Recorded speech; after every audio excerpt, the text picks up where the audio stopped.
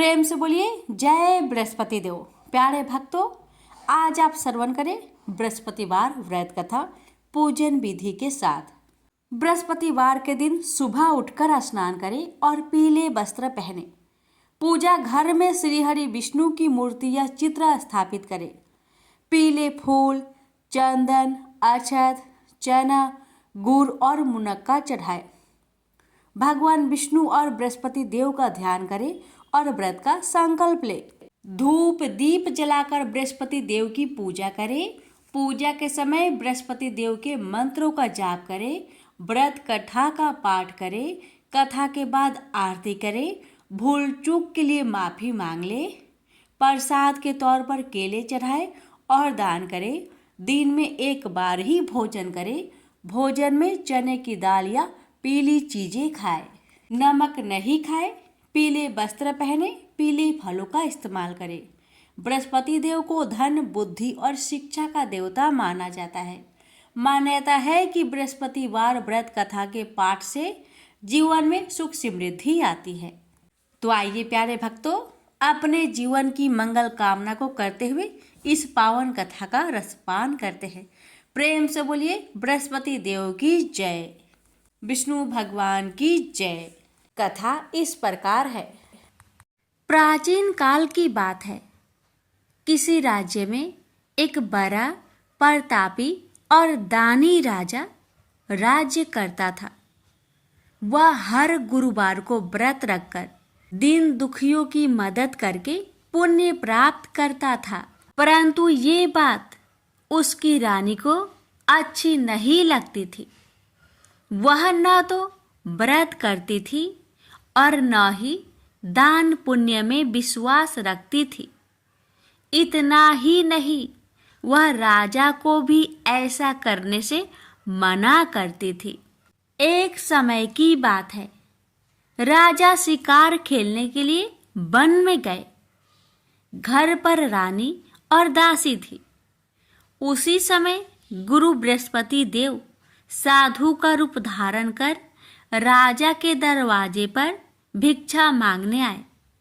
साधु ने जब रानी से भिक्षा मांगी तो वह कहने लगी, हे साधु महाराज, मैं इस दान और पुण्य से तंग आ गई हूँ। आप कोई ऐसा उपाय बताएं जिससे कि सारा धन नष्ट हो जाए और मैं आराम से रह सकूं।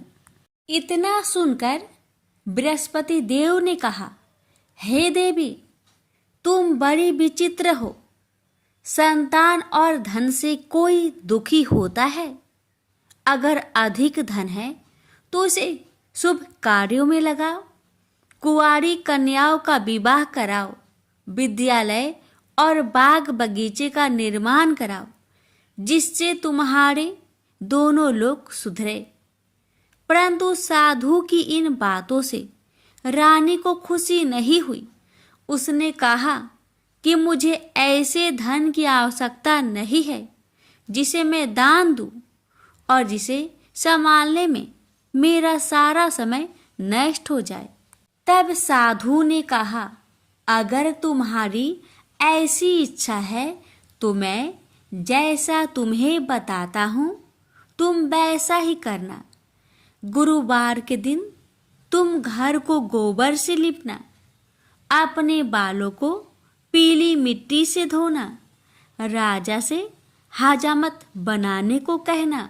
भोजन में मांस मदिरा का प्रयोग करना। कपड़े धोबी के यहाँ धुलने देना। इस प्रकार 7 बृहस्पतिवार करने से तुम्हारा समस्त धन नष्ट हो जाएगा। इतना कहकर साधु के रूप में बृहस्पति देव अंतर ध्यान हो गए। साधु के अनुसार कई बातों को पूरा करते हुए रानी को केवल 3 बृहस्पतिवार ही बीते थे कि उसकी समस्त धन संपत्ति नष्ट हो गई। भोजन के लिए राजा का परिवार तरसने लगा। तब एक दिन राजा ने रानी से बोला कि हे रानी, तुम यहीं रहो, मैं दूसरे देश को जाता हूँ, क्योंकि यहाँ पर सभी लोग मुझे जानते हैं, इसलिए मैं कोई छोटा कार्य नहीं कर सकता। ऐसा कहकर राजा दूसरे देश चला गया। वहां वह जंगल से लकड़ी काट कर लाता और शहर में बेचता।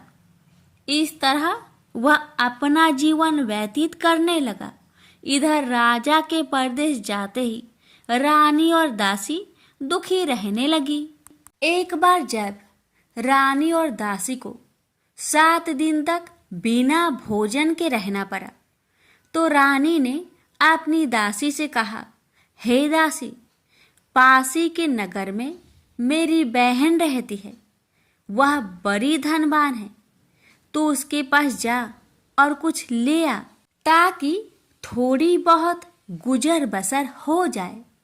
दासी रानी की बहन के पास गई। उस दिन गुरुवार था और रानी की बहन उस समय बृहस्पतिवार व्रत की कथा सुन रही थी। दासी ने रानी की बहन को अपनी रानी का संदेश दिया, लेकिन रानी की बड़ी बहन ने कोई उत्तर नहीं दिया। जब दासी को रानी की बहन से कोई उत्तर नहीं मिला, तो वह बहुत दुखी हुई और उसे क्रोध भी आया। दासी ने वापस आकर रानी को सारी बात बता दी। ये सुनकर रानी ने अपने भाग्य को कोसा।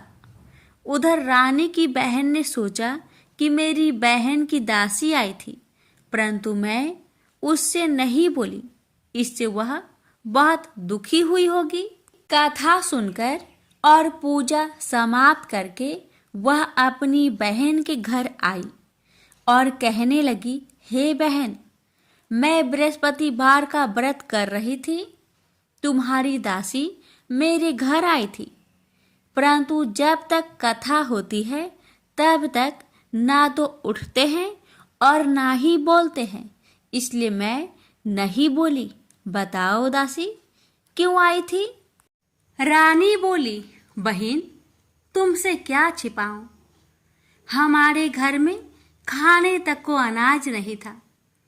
ऐसा कहते कहते रानी की आंखें भर आई।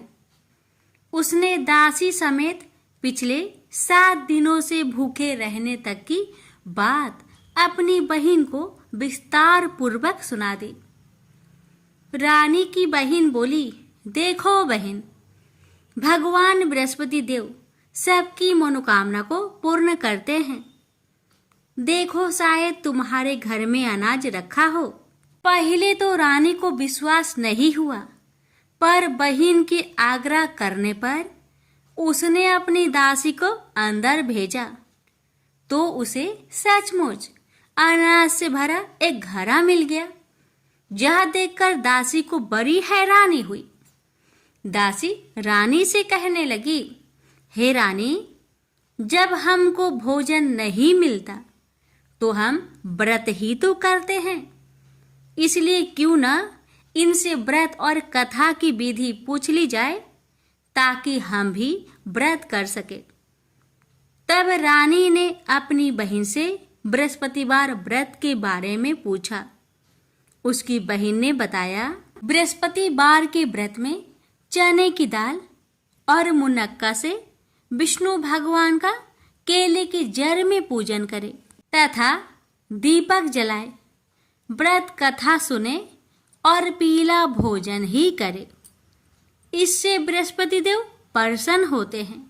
व्रत और पूजन विधि बताकर रानी की बहन अपने घर लौट आई।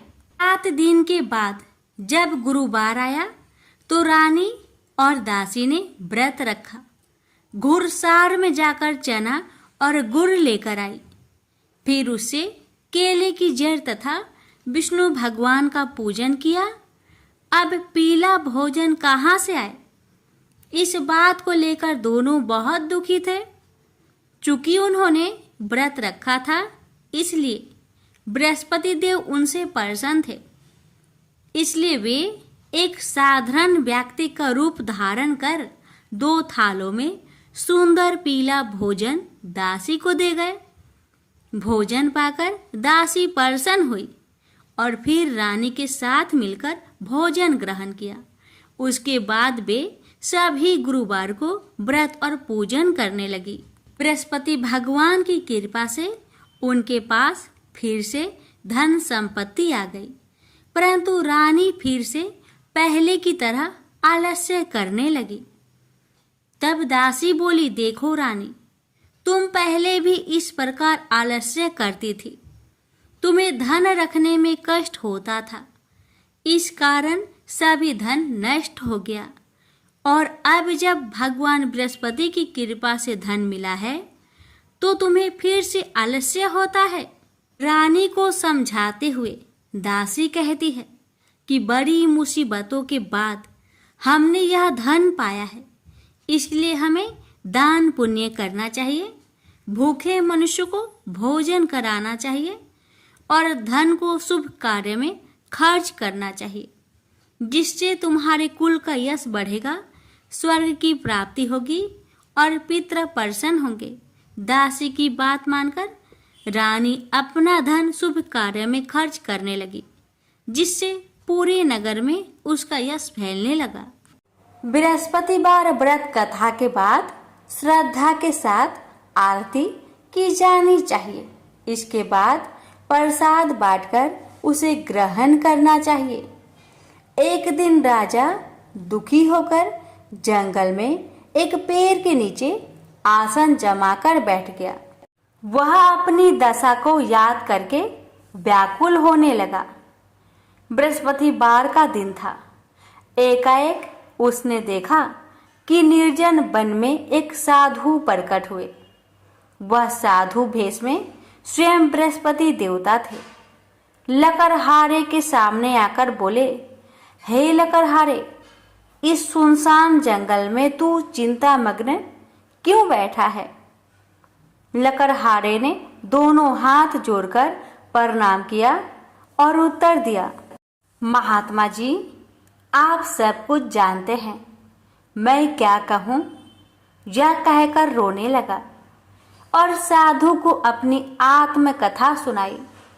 महात्मा जी ने कहा, तुम्हारी स्त्री ने बृहस्पति के दिन बृहस्पति भगवान का निरादर किया है, जिसके कारण रुष्ट होकर उन्होंने तुम्हारी यह दशा कर दी।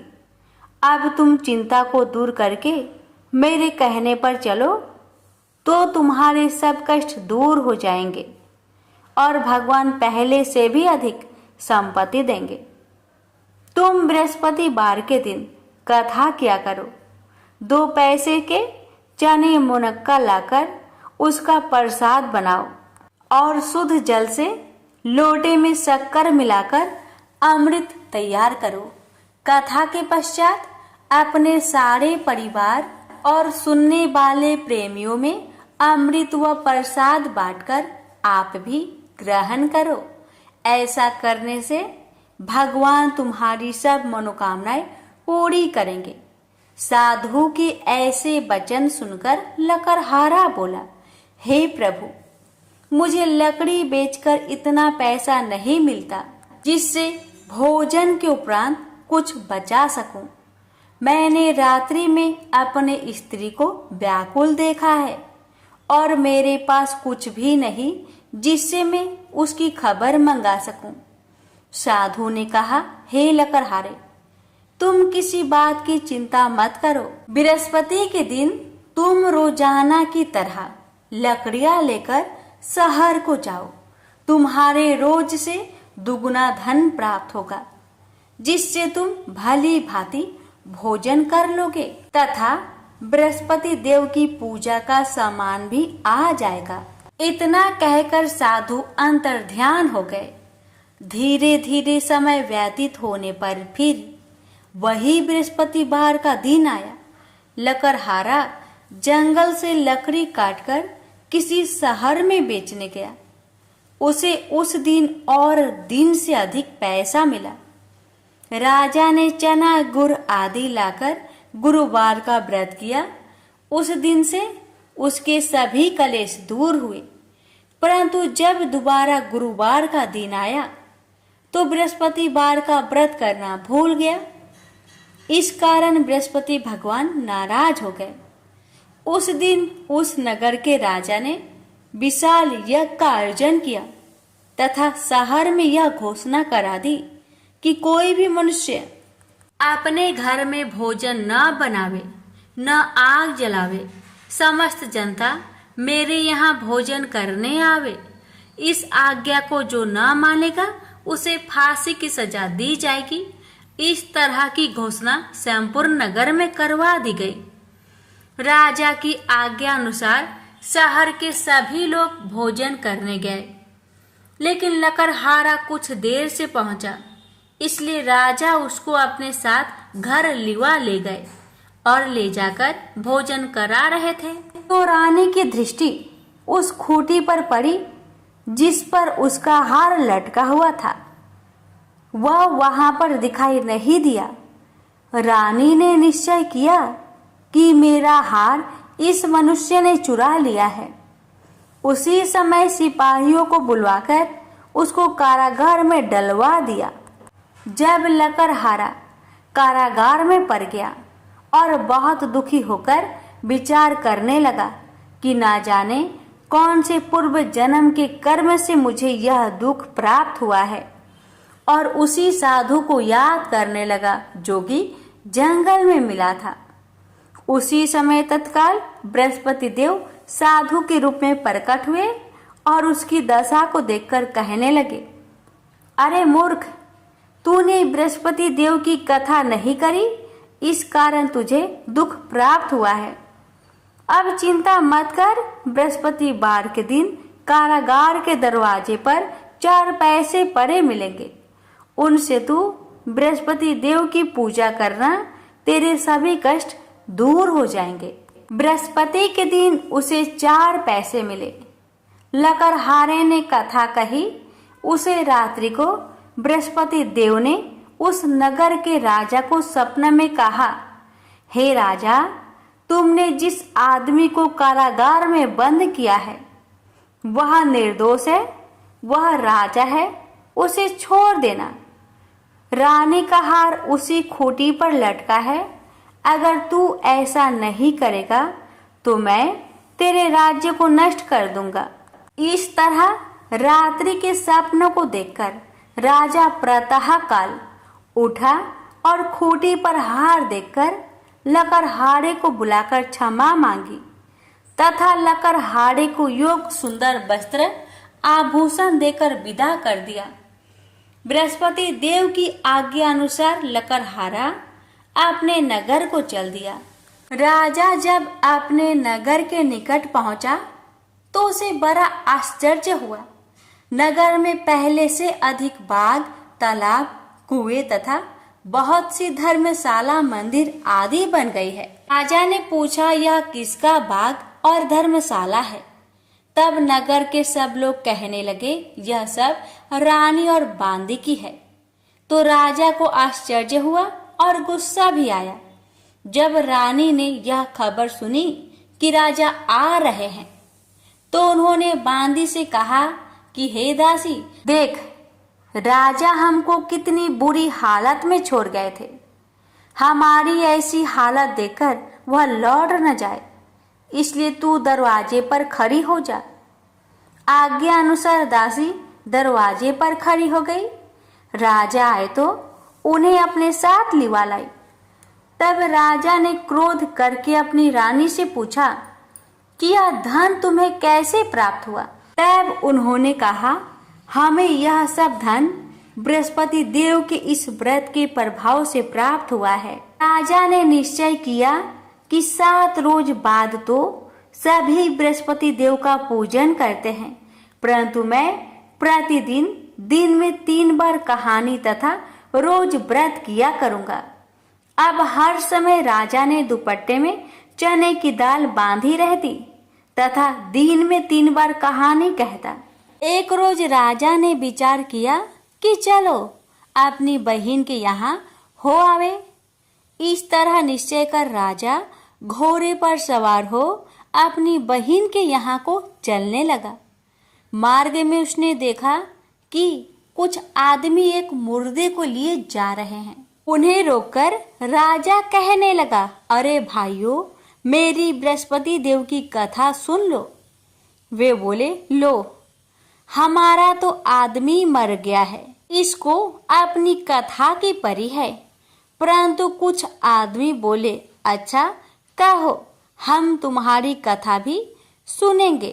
राजा ने दाल निकाली और जब कथा आधी हुई थी कि मुर्दा हिलने लग गया, और जब कथा समाप्त हो गई तो राम राम करके मनुष्य उठकर खड़ा हो गया। आगे मार्ग में उसे किसान खेत में हल चलाता मिला। राजा ने उसे देख और उससे बोले, अरे भैया, तुम मेरी बृहस्पति वार की कथा सुन लो। किसान बोला, जब तक मैं तेरी कथा सुनूंगा तब तक 4 हरैया जोत लूंगा। जा अपनी कथा किसी और को सुनाना। इस तरह राजा आगे चलने लगा। राजा के हंसते ही बैल पछाड़ खाकर गिर गए तथा किसान के पेट में बड़ी जोर का दर्द होने लगा। उस समय उसकी माँ रोटी लेकर आई। उसने जब यह देखा तो अपने पुत्र से सब हाल पूछा और बेटे ने भी सभी हाल कह दिया। तो बुढ़िया दौड़ी दौड़ी उस घोड़ सवार के पास गई और उससे बोली कि मैं तेरी कथा सुनूंगी, तू अपनी कथा मेरे खेत पर चलकर ही कहना। राजा ने बुढ़िया के खेत पर जाकर कथा कही। इसके सुनते ही वह बैल उठ खड़ा हुई तथा किसान के पेट का दर्द भी बंद हो गया। राजा अपनी बहन के घर पहुंचा। बहन ने भाई की खूब मेहमानी की। दूसरे रोज प्रातःकाल राजा जागा तो वह देखने लगा कि सब लोग भोजन कर रहे हैं। राजा ने अपनी बहन से कहा, ऐसा कोई मनुष्य है जिसने भोजन नहीं किया हो? मेरी बृहस्पति वार की कथा सुन ले। बहन बोली, हे भैया, यह देश ऐसा ही है कि पहले यहाँ लोग भोजन करते हैं, बाद में अन्य काम करते हैं। अगर कोई पड़ोस में हो तो देख आऊं। वह ऐसा कहकर देखने चली गई, परंतु उसे कोई ऐसा व्यक्ति नहीं मिला जिसने भोजन न किया हो। अतः वह एक कुम्हार के घर गई जिसका लड़का बीमार था। उसे मालूम हुआ कि उनके यहाँ 3 रोज से किसी ने भोजन नहीं किया है। रानी ने अपने भाई की कथा सुनने के लिए कुम्हार से कहा। वह तैयार हो गया। राजा ने जाकर बृहस्पति वार की कथा कही, जिसको सुनकर उसका लड़का ठीक हो गया। अब तो राजा की प्रशंसा होने लगी। एक रोज राजा ने अपनी बहन से कहा कि हे बहन, हम अपने घर को जाएंगे, तुम भी तैयार हो जाओ। राजा की बहन ने अपनी सास से कहा। सास ने कहा, हाँ चली जा, परंतु अपने लड़कों को मत ले जाना, क्योंकि तेरे भाई के कोई औलाद नहीं है। बहन ने अपने भैया से कहा, हे भैया, मैं तो चलूंगी पर कोई बालक नहीं जाएगा। राजा बोला, जब कोई बालक नहीं चलेगा तब तुम ही क्या करोगी? बड़े दुखी मन से राजा अपने नगर को लौट आया। राजा ने अपनी रानी से कहा, हम निरवंशी है, हमारा मुंह देखने का धर्म नहीं है और कुछ भोजन आदि नहीं किया। रानी बोली, हे प्रभु, बृहस्पति देव ने हमें सब कुछ दिया है, वह हमें औलाद अवश्य देंगे। उसी रात को बृहस्पति देव ने राजा से सपने में कहा, हे राजा, उठ, सभी सोच त्याग दे, तेरी रानी गर्भ से है। राजा को यह बात सुनकर बड़ी खुशी हुई। 9वें महीने में उसके गर्भ से एक सुंदर पुत्र पैदा हुआ। तब राजा बोला, हे रानी, स्त्री बिना भोजन के रह सकती है, पर बिना कहे नहीं रह सकती। जब मेरी बहन आवे तुम उससे कुछ मत कहना। रानी ने सुनकर हाँ कर दिया।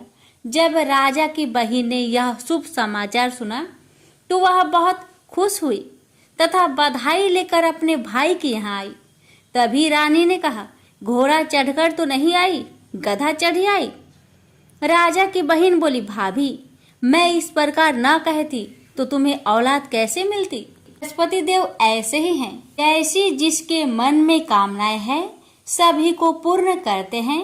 जो सदा भावना पूर्वक बृहस्पतिवार का व्रत करता है एवं कथा पढ़ता अथवा सुनता है, दूसरों को सुनाता है, बृहस्पति देव उसकी सभी मनोकामना पूर्ण करते हैं। तो प्रेम से बोलिए बृहस्पति भगवान की जय हो। सुनिए समस्त मनोकामना को पूर्ण करने वाली विष्णु सहस्त्र नाम पाठ।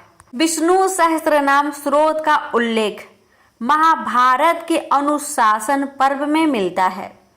जब भीष्म पितामह मृत्यु शैया पर लेटे होते हैं तब श्री कृष्ण की आज्ञा पर युधिष्ठिर उनसे उपदेश प्राप्त करते हैं। तो पितामह भगवान विष्णु के दिव्य 1000 नामों से युक्त इस कल्याणकारी स्रोत का उपदेश करते हैं। विष्णु सहस्त्र नाम का पाठ पढ़ने अथवा सुनने से समस्त मनोकामना पूर्ण हो जाती है। घर में धन्य धान्य सुख संपदा बनी रहती है।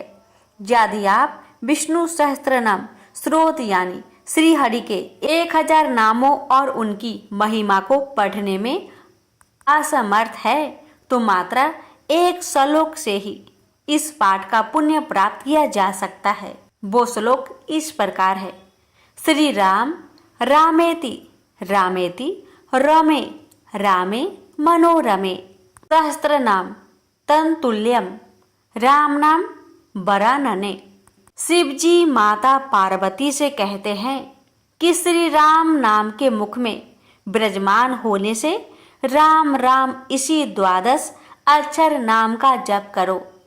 हे पार्वती, मैं भी इन्हीं मनोरम राम में रमता हूँ। यह राम नाम विष्णु जी के सहस्त्र नाम के तुल्य है।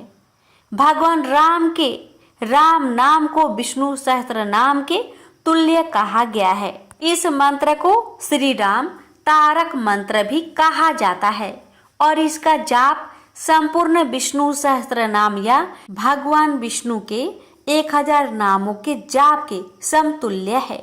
यह मंत्र श्री राम रक्षा स्त्रोतम के नाम से भी जाना जाता है। एक बार देवों के देव महादेव जी ने माता पार्वती जी से अपने साथ भोजन करने का अनुरोध किया तो भगवती ने यह कहकर टाल दिया कि वे अभी विष्णु सहस्त्र नाम का पाठ कर रही है, इसमें कुछ देर लगेगी, तब तक आप प्रतीक्षा करें। भगवान शंकर ने जब पुनः पार्वती जी को बुलाया तब भी पार्वती जी ने यही उत्तर दिया कि वे विष्णु सहस्त्र नाम के पाठ के पूर्ण होने के बाद ही आ सकेगी। शिव जी को उस समय बड़ी जल्दी थी, भूख लग रही थी और भोजन ठंडा हो रहा था। ऐसे में भूत भावन भगवान शिव जी ने कहा, हे पार्वती, राम राम कहो। एक बार राम कहने से विष्णु सहस्त्र नाम का संपूर्ण फल मिल जाता है, क्योंकि श्री राम नाम ही विष्णु सहस्त्र नाम के तुल्य है। इस प्रकार शिव जी के मुख से इस 2 अक्षर के नाम राम का विष्णु सहस्त्र नाम के समान जप सुनकर माँ पार्वती अभिभूत हो गई और उन्होंने भी तब राम इस दिव्य अक्षर नाम का जप करके प्रसन्न होकर शिव जी के साथ भोजन किया।